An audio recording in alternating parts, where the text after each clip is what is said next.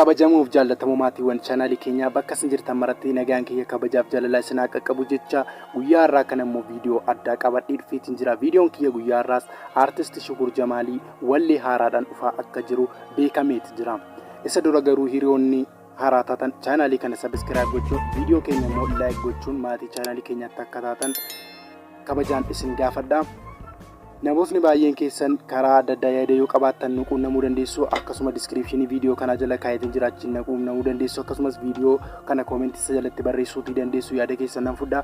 Viidiyoon kiyya guyyaa irraa yoo isinitti hin tolle ta'e kan hin boroo jedhu isinitti toluu waan danda'uuf please chaanaalii kana subscribe godhaa. Viidiyoo kana daawwattanii chaanaalii kana subscribe osoo hin godhin akka hin baane amma kallattii maanii gara qophichaatti isin dabarsa. Aartistii gameeyyii fi jaallatamoo Oromoon qabdu keessaa tokko kan ta'e aartist Shukur Jamaalii yeroo ammaa kanatti wallee haaraan as ba'aa akka jiru dhagaameeti jira.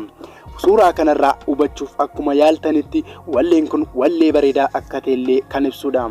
Aartist Shukur Jamaalii waggoota lamaan kana asitti wallee gadhiise tokkollee kan hin qabne yoo ta'u yeroo ammaa kanatti immoo wallee addaatiin saba isaaf dhageettii ta'uudhaaf qophii xumuree as ba'aati jira. Akkuma beekamu sirbi margituu warqinaa torbee 3 keessatti miiliyoonii 1 kan daawwatame yoo ta'u kan Shukur Jamaalii immoo sana ol daawwatamuu fi akka qabu abdiin qaba.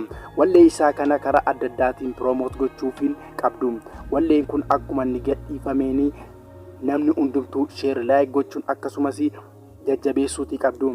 Egaan aartist Shukur Jamaaliin wal'aansa hundaa keessa darbee yeroo dhufe kanatti baay'ee uummata Oromoof gammachuu ta'eeti jira. Haaluma kanaanii walleen isaa kunoo iskiriinii kanarratti akkuma argitan kana fakkaata. Wallee kana akkuma inni gadhiifameen bira dhaabachuu qabdu. Akkasumas chaanaalii keenya subscribe gochuu qabdu. Viidiyoon kiyya guyyaa irraa asumarratti xumuraa turtii waliin gootaniif galanni keessan guddaadha. Viidiyoo biraatiin hanga walitti deebinutti nagaan tura.